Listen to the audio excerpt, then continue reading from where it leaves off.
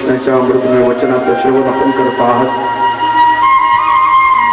विश्वरूप दर्शन योग आपण सकाळी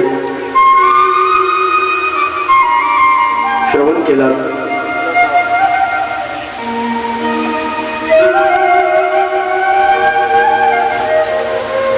अर्जुनाचे प्रश्न काही संपत नाही.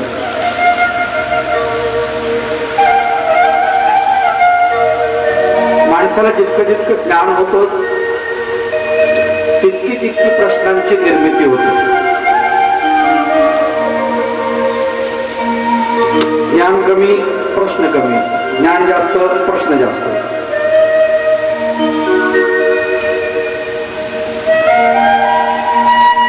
आता भगवंतानं विश्वरूप दर्शन दाखवलं.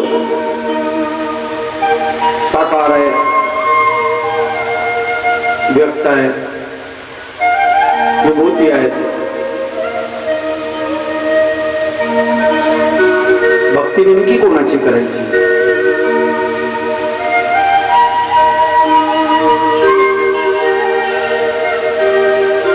विभूती पकडून दिल्या त्या विभूतींची करायची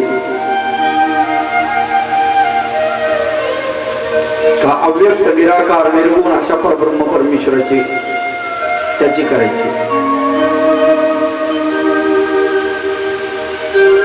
आणि म्हणून 12व्या अध्यायामध्ये अर्जुन भगवंताला प्रश्न विचारतो.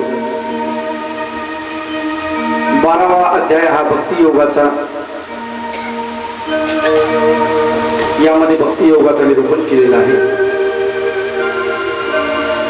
आणि परब्रह्म परमेश्वर भगवान गोपाल कृष्ण अर्जुन प्रश्न विचारतो की हे प्रभू,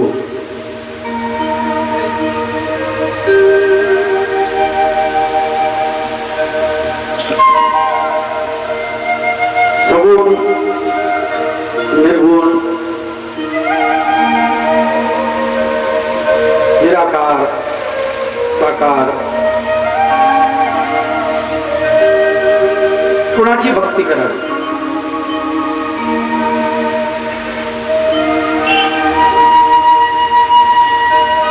कारण 2 उपासना आलेले आहेत. विविधोपासना प्रोक्ता भक्तस्य ज्ञानिनस्तथा. भक्ताची उपासना वेगळी, ज्ञानियाची उपासना वेगळी.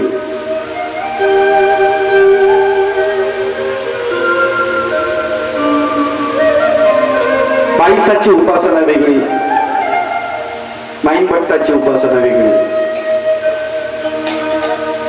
कुंतीची उपासना वेगळी, अर्जुनाची उपासना वेगळी.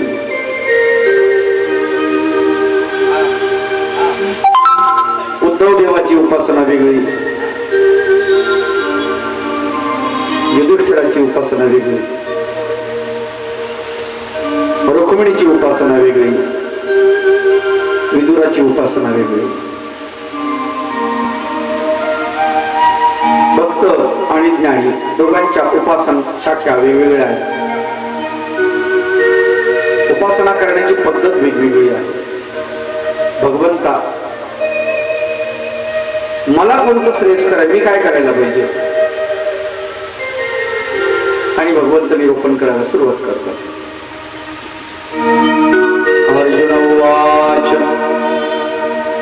एवं सतत युक्ताय भक्तास्त्वं पर्युपासते ये चाप्येक्षणमव्यक्तं तेषां के योगवित्तमा. हे भगवंता,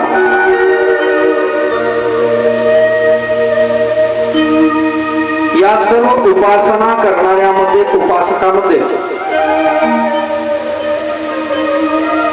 मी कोणती उपासना करावी हे तुम्ही सांगा. किंवा मला असं सांगा, सगुण साकाराची उपासना श्रेष्ठ की निर्गुण निराकाराची उपासना श्रेष्ठ? सगुण साकार दृश्यमान आहे, दिसतो समजतो. निर्गुण निराकार अदृश्य आहे, दिसत नाही समजत नाही.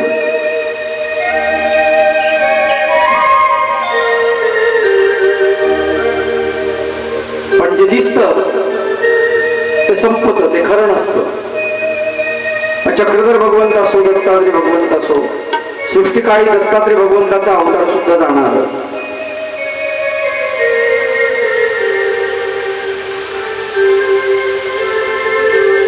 असंही एक मत आहे. एक मत असं आहे की अनेक सृष्ट्या होतात आणि दत्तात्रय भगवंताचा अवतार तसाच राहतो,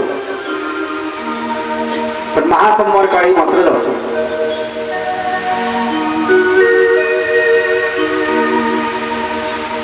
मग अवतार येतात आणि निजधामाला जातात. मग त्या सगुण साकार असलेल्या अवताराची भक्ती करायची, की जे मूळ स्वरूप आहे निर्गुण निराकार, त्याची भक्ती करायची. असा अर्जुनाचा प्रश्न आहे. एवं सततयुक्ताय भक्तास्त्वं पर्युपासते ये चाप्येक्षरमा व्यक्तं तेषां के योगवित्तमा.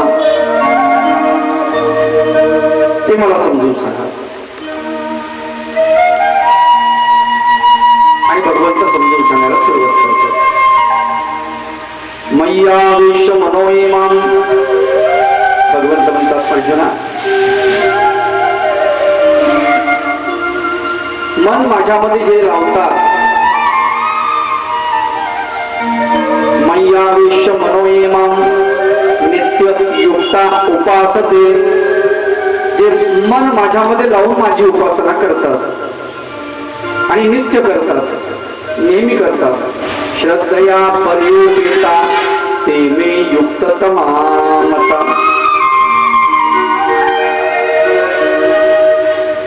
श्रद्धेनं माझ्यामध्ये युक्त राहून माझी भक्ती करतात. माझ्यामध्ये ते युक्त आहे, ते योग्य आहे. श्रद्धा सगळ्यात महत्वाची आहे. भक्ती करताना श्रद्धा ही असावीच लागते. भक्ती करताना भाव हा असावाच लागतो.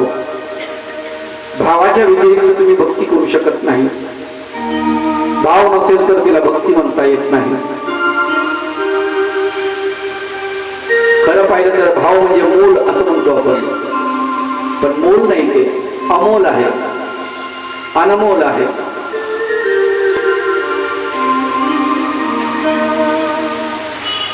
यत्वक्षरमणिर्देश मव्यक्तं पर्युपासते.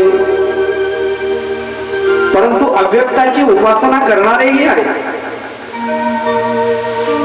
आणि अव्यक्ताची उपासना करणाऱ्यांना सर्वत्र गमचिंत्यंच कुटस्थमचलम ध्रुवम. हे अर्जुना, अव्यक्ताची उपासना इतकी सोपी नाही. व्यक्ताची उपासना सोपी आहे. व्यक्त दिसतो, दृश्यमान आहे. एवढंच काय,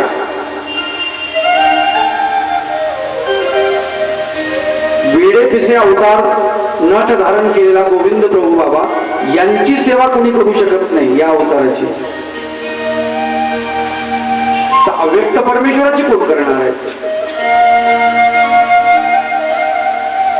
सोपं नाहीये. माईन भट्टासारखा विद्वान म्हणतो, जी ती वेडी पिशी मोडत आणि ती काय सेवा रश्य करू देईल.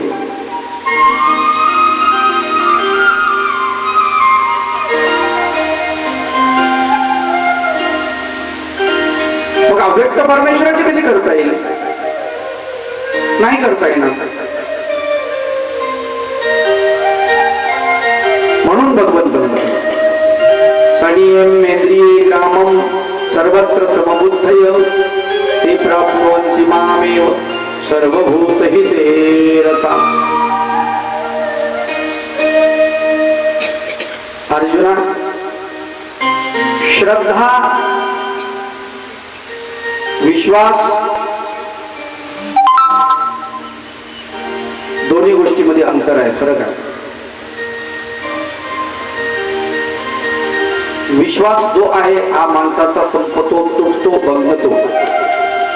पण श्रद्धा मात्र अतूट असते.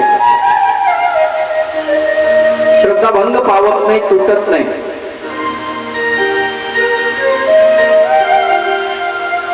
आपण एक शब्द ऐकला असेल, अंधश्रद्धा. पण श्रद्धा कधीच आंधळी नसते. विश्वास अंध असू शकतो, श्रद्धा आंधळी नसते. श्रद्धा मुळात डोळस असते. अंधपणाने आपण विश्वास ठेवतो, त्याला आपण अंधश्रद्धा म्हणतो. ते चुकीचं आहे. श्रद्धा अत्यंत महत्वाची आणि ती आंधळी नसते. विश्वास अंध असतो. कुणावरही चटकन विश्वास ठेवतो आपण.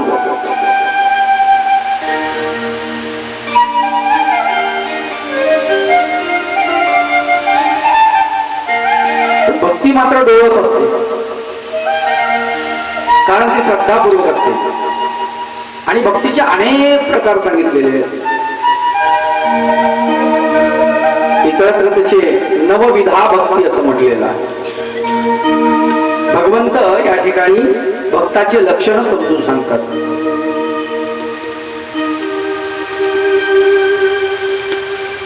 त्या भक्तीच्या 9 पायऱ्या आहेत. 9 पायऱ्या, 9 सोपान आहेत.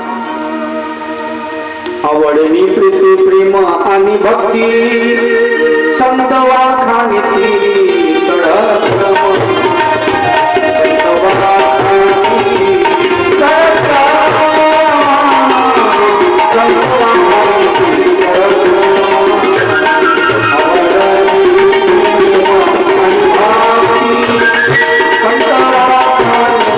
आणि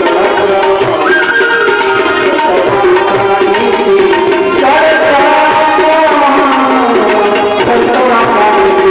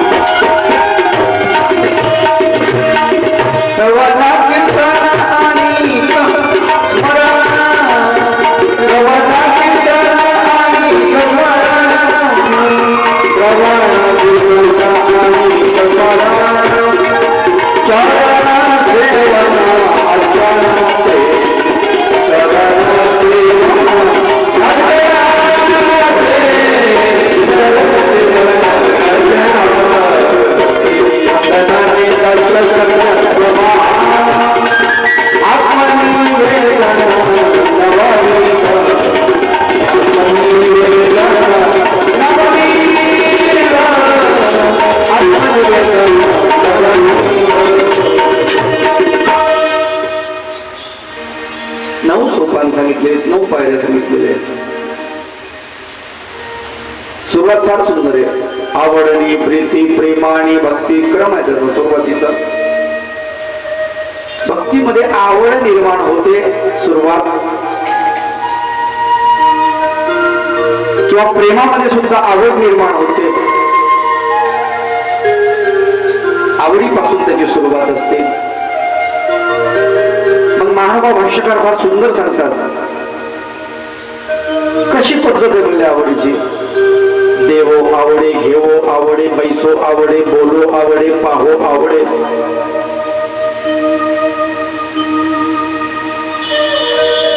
एखाद्या व्यक्तीबद्दल जर तुम्हाला प्रेम निर्माण झालं तर ती आवडी तशी निर्माण होते. काहीतरी द्यावं वाटतं. घेवो आवडे, शब्द घ्यावं वाटतात, त्याचे ऐकावं वाटतात. ऐको आवडे, बोलो आवडे, त्याच्याशी बोलावं, संवाद करावा वाटतो. आपली प्रिय व्यक्ती असेल, एखाद्याबद्दल आदर असेल तर त्या व्यक्तीने आपल्याला बोललं पाहिजे असं वाटतं. आपल्याला त्याच्या शेजारी बसावं वाटतं, समोर बसावं वाटतं, सन्मुख. बैसो आवडे, चालो आवडे, यासोबत चालावं वाटतं. ती आवड निर्माण होते. आणि मग ही आवड घट्ट झाली की त्या आवडीचं प्रीतीमध्ये रूपांतरण होतं. प्रीती, आवडी पहिली पायरी आहे. मग त्या आवडीची प्रीती निर्माण होते. प्रीती प्रीती आवडीपेक्षा घट्ट असते. पण प्रीतीला सुद्धा परत प्रवास आहे. काही दिवस प्रीती राहते, काही दिवस तशी आवडी राहते, नंतर आवडी कमी होते. पातले पण येतात. महानुभाव पंथामध्ये स्पेशल शब्द आहे पातले पण. एखाद्या साधूबद्दल खूप आवडी निर्माण होते, नंतर त्याला आपण दंडोदय करत नाही, याला पातली पण असं म्हणतात. म्हणजे त्याचा दोष दिसल्यामुळे दंडोत करत नाही असं नाही, अचानकच दंडोत बंद होऊन जातो, कमी होऊन जातो, आकर्षण कमी होऊन जातं, त्याला पातळेपण असं म्हणतात. तो दोष आहे, ती आवडी कमी होऊन जाते. नंतर ती प्रीती निर्माण होते. प्रीतीचा सुद्धा उलट प्रवास आहे, प्रीती सुद्धा मागे येते. नंतर त्याच्यातून प्रेम निर्माण होतं आणि प्रेमाला वापस येणे नाही. प्रेम प्रीतीपेक्षा घट्ट असतं. एक हिंदीमध्ये असं म्हणतात, जंग में और प्रेम में सब जायज होता है. युद्धात आणि प्रेमात सगळं काही चालतं.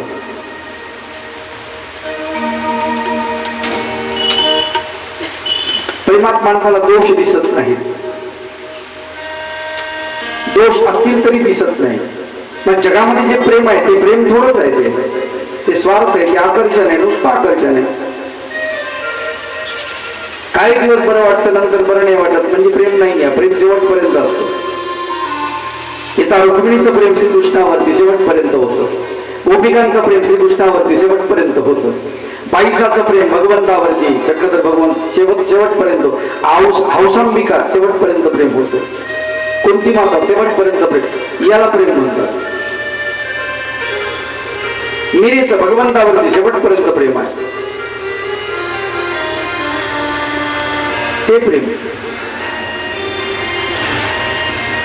आपण बऱ्याच कथा ऐकलेल्या चित्रपटाच्या माध्यमातून, हीर रांझा नाही का, लैला मजनू वगैरे वगैरे अनेक प्रेम कथा आहेत.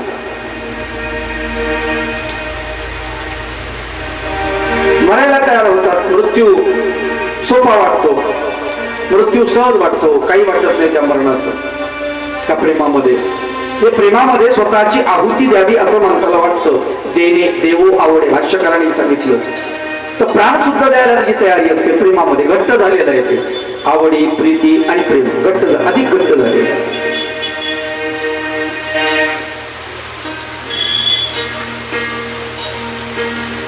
आणि मग शेवट भक्ती. पण भक्ती म्हणजे अशी परिपक्व आहे.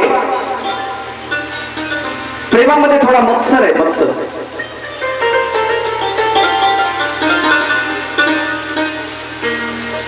प्रेमामध्ये माणसाला थोडा मत्सर वाटतो, भक्तीत मत्सर नसतो.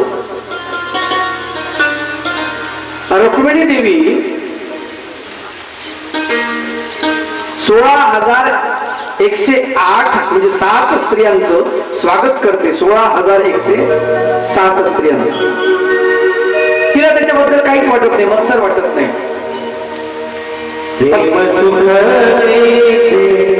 सुख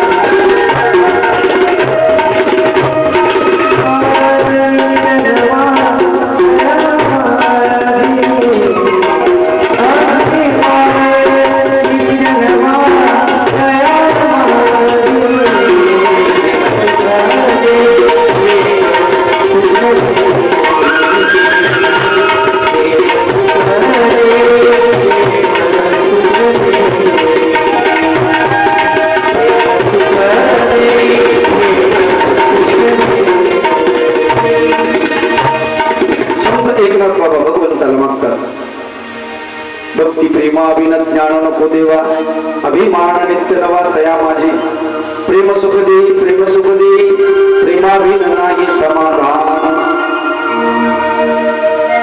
उदाहरण तर फार सुंदर दिले त्यांनी. रांडविने जेवी शृंगार पै गेला, प्रेमाविन झाला ज्ञानी तैसा. एखादा विधवेनं शृंगार केल्यानंतर तो शृंगार तिला शोभत नाही म्हणाले.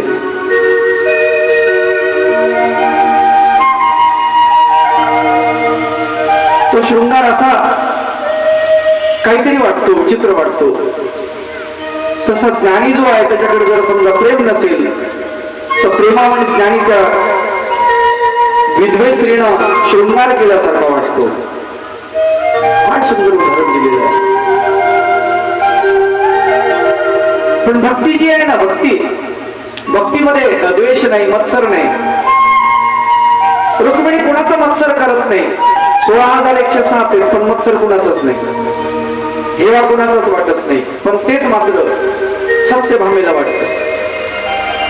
तिला मत्सर वाटतो का? तिचं फक्त प्रेम आहे भगवंतानं माझ्याशीच प्रेम करायला पाहिजे असं तिला वाटतं. भगवंतानं माझ्याशीच प्रेम कुणासोबत करायला नाही पाहिजे असं तिला वाटतं.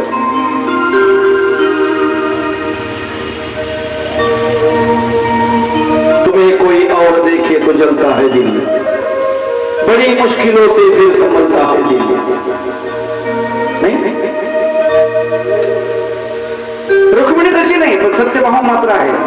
ती म्हणते तुझ्याकडे कोणी पाहिलं तर माझं मन जळते, माझं दिल जळतं. सत्यभामा तसं म्हणते, पण रुक्मिणी नाही म्हणत. का? भक्तीत आहे ते. सत्यभामा प्रेमामध्ये आहे.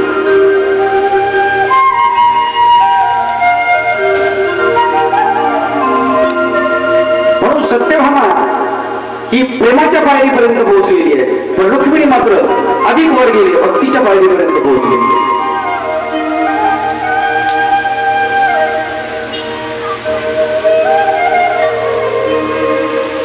नवविधा भक्ती सांगत असताना भगवंताचा प्रेमामध्ये कीर्तन करता,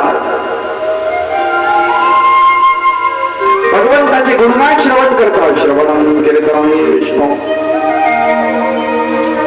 श्रवण कीर्तन अनेक स्मरण, चरण सेवन अर्चन ते, वंदन आणि दास्य सख्यत्व महान.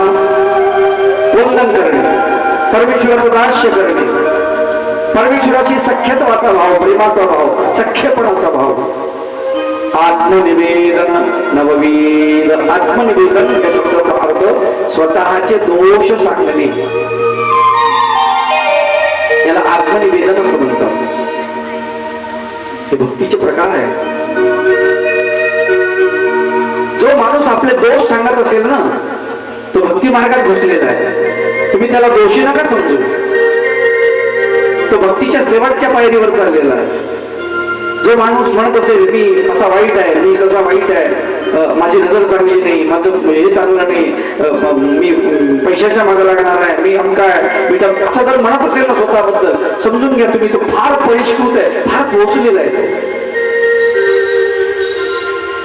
स्वतःचे दोष सांगणे याचा अर्थ तो भक्तीच्या शेवटच्या टप्प्यावर पोहोचलेला आहे. आत्मनिवेदन.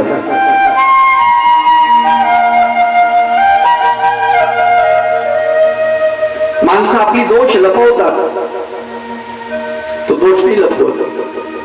तर नवविधा भक्तीमध्ये स्वतःचे दोष मुक्त करणे, सांगणे, याला भक्ती म्हटलेलं आहे. आत्मनिवेदन.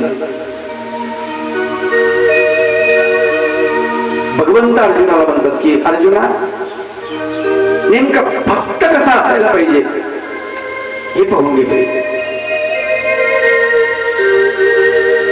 सगुण साकाराची भक्ती करायची का निर्गुण निराकाराची भक्ती करायची, या भानगडीत पडू नको म्हणले. भक्त कसा आहे पहिले समजून घे, मग तुला कळेल कोणाची भक्ती करायची कशी करायची. सणिये मेंद्रिये ग्रामं सर्वत्र समबुद्धय, ते प्रभुवन्ति मामेव सर्वभूतहिते रता. सर्व प्राणी मात्राचं, सर्व प्राण्यांचं हित ज्याच्यामध्ये आहे, सर्वांचं हित जपतो. माझंच नाही, सर्वांचं हित जपतो. पदाला प्राप्त होतो, अन्यथा नाही म्हटलं. क्लेशोधिकतरस्तेषा अव्यक्ता सच्चेततं तसाम अव्यक्ता हि गतिर्दुःखं देहवद्भिरवाप्यते.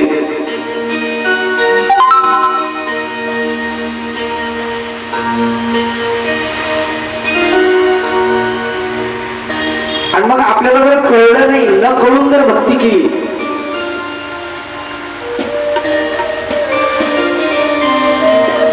तर मग त्या भक्तीला अर्थ नाही राहत,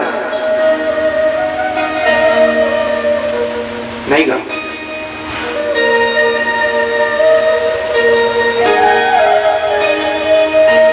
कोणी कसे सांगतं आणि आपली श्रद्धा त्याच्यावर बसते. श्रद्धा नव्हे, विश्वास ज्याला म्हणू आपण, श्रद्धा नाही. कोणी सांगतं हा नाही तो देव पॉवरफुल आहे, एक नवीनच निघालं पॉवरफुल. आता तुम्ही बघत असाल बऱ्याच ठिकाणी जागृत मारुती आणि बाकीचे काय झोडलेले आहे का? जागृत दत्तस्थान बाकीचे किती असते ते कशाने बोर्डावर लिहिलं जातं जागृत भक्ती अनुयायी त्याची.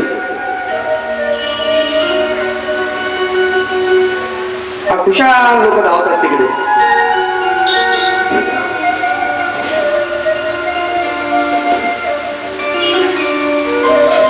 आता आली पौर्णिमा गणेशच्या देवाची, आमची जायची गर्दी होईल आता. तुफान गर्दी 800 900 900 जमा होतील तिथं. देवासाठी कोण जात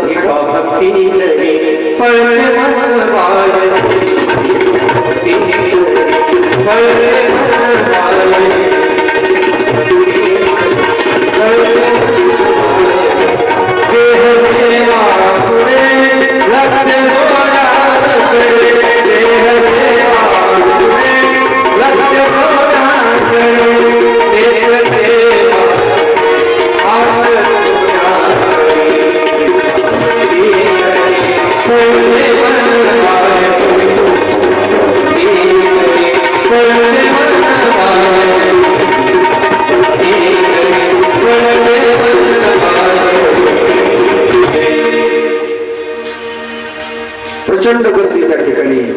800 900 900 येतात. कोणी कसे कोणी कसे कोणी कसे. काही चपल्या चोरायलाच येतात. मंदिरात येणाऱ्याचे काय देवाला प्रार्थना, देवा लोकांच्या खिशामध्ये लय मोठे पैसे असू दे, मी तुम्हाला नारळ वाईन विडा वाईन.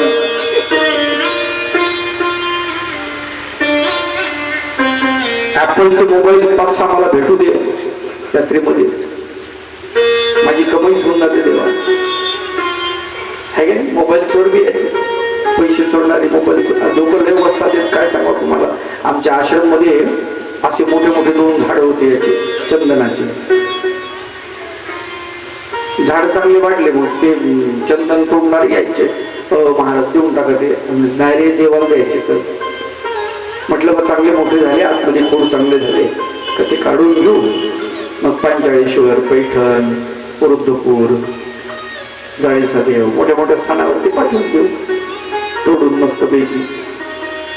असे मोठे झाले. एक दिवशी रात्री झाले चोपटे.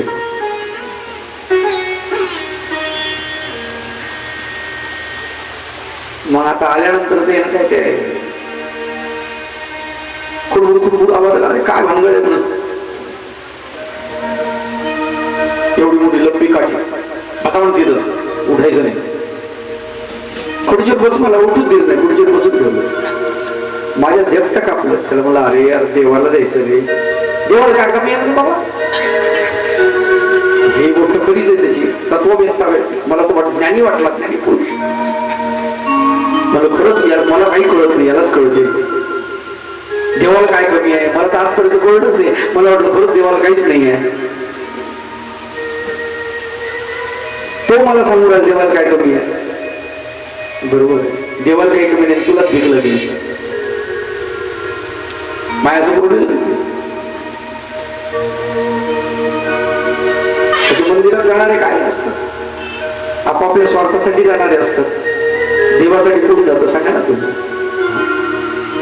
केवढी मोठी गर्दी लागली पैठणला, सोमवती परभणी, त्या ठिकाणी प्रचंड गर्दी. आणि त्या गर्दीमध्ये स्वामी चक्रधर महाराज भक्तीजनाला म्हणतात की इथे आलेले सगळे लोक आध्यात्मिक आहेत, धार्मिक आहेत की कसे आहेत, स्वार्थी आहेत. भक्त म्हणाले जी जी सगळे सगळे धार्मिक आहेत. सोमवती पर्वाला आले लोकांना वाटतं आपलं कल्याण झालं पाहिजे. म्हटले असं आहे का, मग जा डांगोरा पेटवा. एक डफली घेतली एका माणसाकडून आणि नागदेवाचार्यांनी चौका चौकामध्ये डांगोरा पेटवला. पद्धत होती डफली वाजवायची. ऐका हो ऐका,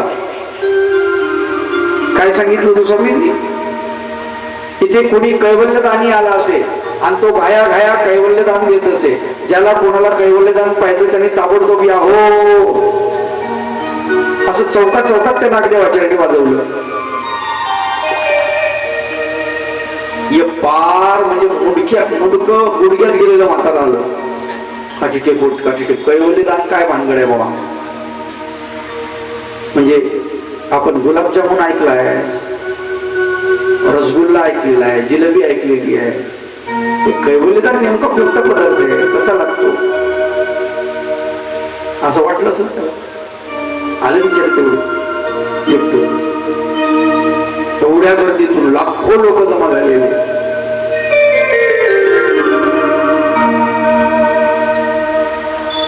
आणि मग भक्तीजन स्वामी म्हणतात बघा एकच आले कैवल्यदानी.